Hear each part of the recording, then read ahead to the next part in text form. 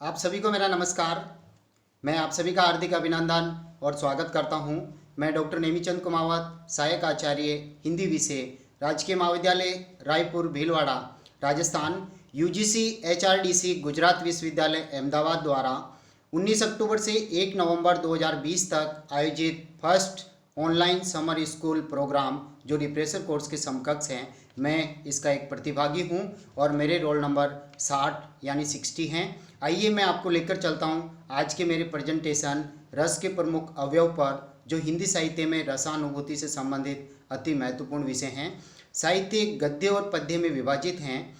हिंदी व्याकरण गद्य को संस्कारित करता है, जबकि काव्य शास्त्र के रस, छंद, अलंकार, काव्य गुण, काव्य रीतियाँ, शब्द शक्तियाँ, पद्य अर्थात कविता को संस्कारित करता है। कविता के रसास्वादन से संपृक्त रस विषय पर मैं आज चर्चा करने जा रहा हूँ। रस के प्रमुख अवयव। रस की परिभाषा देखिए। जिस काव्य रचना को पढ़ने, सुनने अथवा नाटक आदि को देखने से हम अति आत्मविभोर होते हैं, आनंदातिरेक से तन्मय होकर हृदय में अनिर्वचनीय सुखानुभूति करते हैं, इस अलौकिक आनंद की अनुभूति को काव्य रस कहा जाता है। रस का सर्वप्रथम उल्लेख आचार्य भरत मुनि ने अपने नाट्यशास्त्र के 6ठे अध्याय में किया है। भरत मुनि ने इस संदर्भ में एक रस सूत्र प्रस्तुत कर इस रस का आरंभ किया। विभावानुभाव व्यभिचारी संयोगाद्रस निष्पत्ति है, अर्थात विभाव, अनुभाव और व्यभिचारी भावों के संयोग से रस की निष्पत्ति होती है। रस के जो प्रमुख अवयव हैं वह 4 हैं। स्थायी भाव, जिन्हें सहजात धर्म कहा जाता है। विभाव, जिन्हें मूल कारण कहा जाता है। अनुभाव, जिन्हें कार्य कहा जाता है। और संचारी भाव, जिन्हें सहकार्य कार्य कहा जाता है। भरत मुनि जी के अनुसार जिस प्रकार नाना प्रकार के व्यंजनों, औषधियों एवं द्रव्य पदार्थों के मिश्रण से भोज्य रस की निष्पत्ति होती है, अर्थात भोजन बनता है या भोजन प्राप्त होता है, उसी प्रकार नाना प्रकार के भावों के संयोग से स्थायी भाव भी नाट्य रस को प्राप्त हो जाते हैं। अब हम चलते हैं रस के प्रमुख अवयव जो 4 हैं, उसमें प्रथम अवयव स्थायी भाव। जो भाव हृदय में सदैव स्थायी रूप से विद्यमान रहते हैं, ये पूर्व संस्कार रूप में या वासना रूप में हृदय में सुषुप्त अवस्था में यानी सोई हुई अवस्था में विद्यमान रहते हैं, जो अनुकूल कारण पाकर उद्बुद्ध हो जाते हैं, जागृत हो जाते हैं, उन्हें स्थायी भाव कहते हैं। इन्हें मन के विकार या चित्तवृत्तियाँ भी कहा जाता है, जो अनुकूल समय पाकर के जागृत हो जाते हैं। ये भाव घट में छिपी हुई गंध की भांति हृदय में सदैव स्थायी रूप से विद्यमान रहते हैं। भरत मुनि ने स्थायी भावों की संख्या 8 मानी है और आचार्य भामे ने 9वां स्थायी भाव निर्वेद को माना है, तथा वर्तमान में स्थायी भावों की संख्या 11 मानी गई हैं। इनसे बनने वाले रसों की संख्या भी 11 हैं। रस के नाम सहित स्थायी भावों का विवरण निम्नानुसार हैं। रति श्रृंगार रस, उत्साह वीर रस, क्रोध रौद्र रस, जुगुप्सा विभत्स रस, विस्मय अद्भुत रस, निर्वेद शांत रस, हास्य रस, भय भयानक रस, शोक करुण रस, संतान विषयकृति वात्सल्य रस, भगवद विषयकृति भक्ति रस। इन स्थायी भावों का संक्षिप्त परिचय मैं आपके समक्ष इस प्रकार रख रहा हूँ। देखिए, रति स्त्री पुरुष के परस्पर अनुराग या आसक्ति को रति कहा जाता है। हास विकृत वेशभूषा, भाषा, चेष्टा को हास यानी हंसी का कहते हैं। शोक इष्ट वस्तु या व्यक्ति के विनाश से उत्पन्न व्याकुलता को शोक कहते हैं। क्रोध शत्रु से विवाद, उत्तेजनापूर्ण अपमान से उत्पन्न मनोविकार को क्रोध कहते हैं। भय किसी भी भीषण वस्तु या डरावने दृश्य से उत्पन्न विकलता को भय कहते हैं।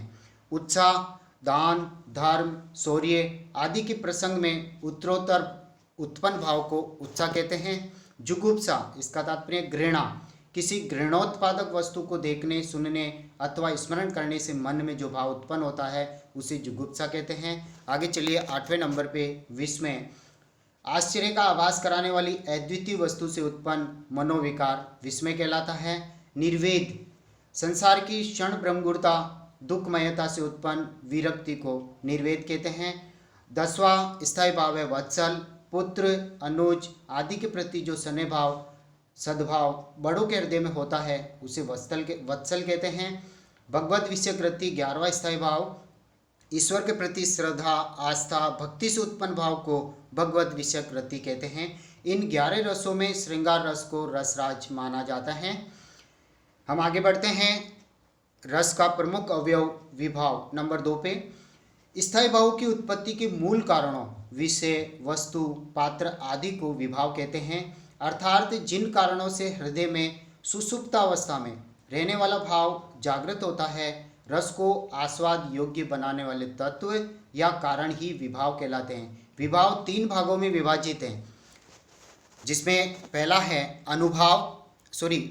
आलंबन विभाव। जिस व्यक्ति या वस्तु के कारण आश्रय के हृदय में स्थायी भाव जागृत या उत्पन्न होता है उसे आलंबन कहते हैं। जैसे सीता जी को देख करके श्री राम के हृदय में स्थायी भाव रति जागृत हुआ, तो यहाँ श्री राम आश्रय हैं और सीता जी आलंबन हैं। विभाव का दूसरा प्रकार है आश्रय। जिस व्यक्ति के हृदय में स्थायी भाव जागृत होता है उसे आश्रय कहते हैं। जैसे उपर्युक्त उदाहरण में राम और सीता दोनों ही एक दूसरे के आलंबन बनते हैं, तो दोनों ही एक दूसरे के आश्रय भी बनते हैं। तीसरे नंबर पे हम चलते हैं उद्दीपन। ये स्थायी भावों को जगाने के बाहरी कारण हैं जो आग में घी का काम करते हैं। यहाँ भयानक रस के एक उदाहरण से हम इन रसावयवों को समझने का प्रयास कर रहे हैं। देखिए, मान लीजिए एक कक्ष में एक महिला अपने कार्यों में व्यस्त हैं, चाहे वो टीवी देख रही है या अखबार पढ़ रही है या कोई नोवेल वगैरह वो पढ़ रही है, और चारों ओर से खिड़कियां और दरवाजे उस कमरे के बंद हैं, और अचानक कोई भयानक वस्तु, मान लीजिए कोई शेर, उस कक्ष के मुख्य द्वार पर आ जाता है और उस महिला का अचानक ध्यान भंग होता है और वो एकदम डर जाती है। तो यहाँ भय नामक भाव जो उसके हृदय में पूर्व संस्कार रूप यानी सहजात उसके जन्म के साथ ही ईश्वर ने, विधाता ने उसके हृदय में संयोजित कर दिया था, वो भय नामक स्थायी भाव वहाँ उस शेर को देख करके जागृत हो जाता है। तो यहाँ पर जो शेर, जो डरावनी वस्तु है, वो आलंबन है। उस भय नामक भाव को जागृत करने का आलंबन यानी सहारा, शेर तो आलंबन, और आश्रय जिसके हृदय में भय नामक भाव उत्पन्न हुआ तो वह महिला आश्रय हैं। और उद्दीपन का तात्पर्य बाहरी प्राकृतिक परिवेश जो आग में घी का काम करते हैं। यदि कोई दरवाज़ा होता तो वह महिला उस दरवाजे से निकल करके जा सकती थी, कोई विंडो खुली होती तो उधर से कूद के वो जा सकती थी, यानी तब वो भय नामक भाव समाप्त हो जाता और भयानक रस की वही समाप्ति हो जाती, तीसरी हो जाती। तो बाहरी प्राकृतिक परिवेश, शेर 1-2 कदम आगे बढ़ाता है और उस महिला तो अस्त व्यस्त हो जाएगी, वो भयानक रूप से वो डर जाएगी। तो अगला जो बिंदु होगा वो अनुभव होगा, यानी अनुभव उसे कहते हैं कि कहने का तात्पर्य स्थायी भाव के उत्पन्न होने के बाद में जो कार्य हैं, मान लो आंसू आना, चेहरे का रंग उड़ जाना, हाथ पांवों में कंपन होना, तो ये कार्य यानी वो भय नामक स्थायी भाव से वो उसके हृदय में जागृत हुआ और भयानक रस की ओर वो परिणत हो रहा है और वो महिला भयानक रूप से वो डर गई है। तो ये है उद्दीपन जो रसावयवों में एक तरह से आग में घी का काम करते हैं।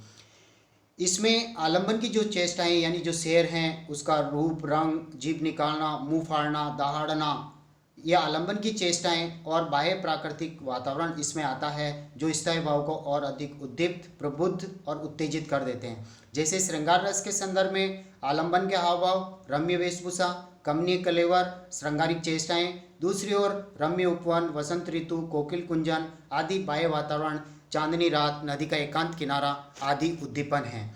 अब हम तीसरे रस के प्रमुख अवयव की ओर बढ़ते हैं, अनुभव। स्थायी भावों का बोध कराने वाले कारण अनुभव कहलाते हैं। आश्रय की बाह्य चेष्टाएं यानी जिसके हृदय में ये भाव उत्पन्न हुआ, स्थायी भाव, जिससे पता चलता है कि कौन सा भाव उद्बुद्ध हुआ, उन्हें अनुभव कहते हैं। आलंबन की चेष्टाएं उद्दीपन के अंतर्गत आती है, यानी शेर की जो चेष्टाएं हैं वो उद्दीपन के अंतर्गत, और जबकि आश्रय की जो चेष्टाएं यानी हाव भाव वो अनुभव के अंतर्गत आते हैं। अनुभव उत्पन्न स्थायी भाव को बाहर प्रकट करने वाले कार्य ही अनुभव हैं, जो 4 प्रकार के माने गए हैं।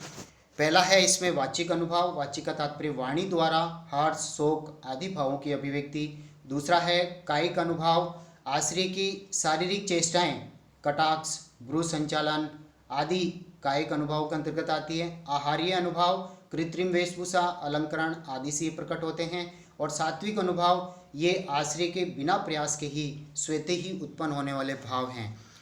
विद्वानों ने इन सात्विक अनुभवों को शारीरिक विकार कहा है, जिन पर मनुष्य का कोई वश नहीं होता है, और इनकी संख्या भी 8 मानी गई है। पहला सात्विक अनुभव है स्वेद यानी पसीना आ जाना, जिस पर मनुष्य का कोई वश नहीं चलता। कंप यानी शारीरिक अंगों में कंपन होना, भयानक रूप से कांपना।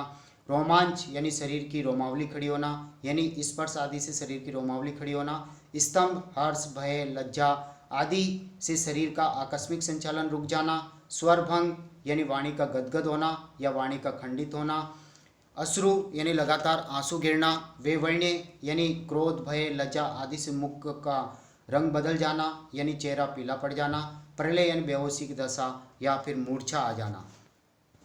अगला चौथा जो रस का प्रमुख अवयव है वह है संचारी भाव, यानी पहले नंबर पे हमने पढ़ा स्थायी भाव, दूसरे नंबर पे हमने विभाव जिसमें आलंबन, आश्रय और उद्दीपन पर हमने चर्चा की, और तीसरा हमने पढ़ा अनुभाव। अनुभवों में कायिक, वाचिक, आंगिक और सात्विक 4 प्रकारों को पढ़ा। और अब हम पढ़ते हैं संचारी भावों की ओर। जो भाव उद्भूत स्थायी भावों का पोषण कर उसे परिपुष्ट करते हैं, उन सहकारी कारणों को संचारी भाव कहते हैं।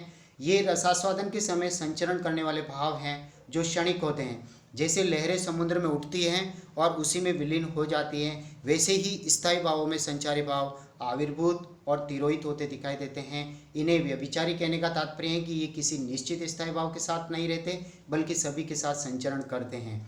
संचारी भावों की संख्या भी 33 मानी गई है। असूया, अपस्मार, अमर्ष, अवहिता, आलस्य, आवेग, औत्सुक्य, उग्रता, उन्माद, मत्ति, मद, मरण, मोह, स्मृति, स्वप्न, निर्वेद, निद्रा, चिंता, चपलता, गर्व, ग्लानि, विबोध, वितर्क, व्याधि, व्रीड़ा, विषाद, हर्ष, शंका, दीनता, त्रास, श्रम, जड़ता, धृति आदि। अब हम चलते हैं निष्कर्ष की ओर, अंतिम स्लाइड की ओर। उपर्युक्त विवेचन से स्पष्ट है कि रस भारतीय काव्य शास्त्र का सबसे प्राचीनतम सिद्धांत है। रस को सर्वप्रथम काव्य के आत्मा आचार्य विश्वनाथ जी ने घोषित किया। काव्य के पठन श्रवण से मिलने वाला आनंद काव्यानंद कहलाता है, जिसकी निष्पत्ति रस के इन चारों अवयवों के संयोग से होती हैं। मनुष्य के हृदय में वासना रूप रहने वाले स्थायी भाव ही विभाव, अनुभाव और संचारी भावों के संयोग से रस रूप में परिणत होते हैं। अतः काव्य में रसानुभूति रसा अवयवों पर निर्भर है, जिसका भारतीय काव्य शास्त्र में विशेष महत्व है। मैं डॉक्टर नेमीचंद कुमावत धन्यवाद ज्ञापित करता हूँ UGC human resource development centre Gujarat विश्वविद्यालय अहमदाबाद के निर्देशक और उनकी पूरी टीम को, जिन्होंने फर्स्ट ऑनलाइन समर स्कूल में मुझे आमंत्रित कर शामिल किया और एक प्रतिभागी के रूप में मुझे ये अवसर दिया। आप सभी को पुनः धन्यवाद। जय हिंद, जय भारत, थैंक यू।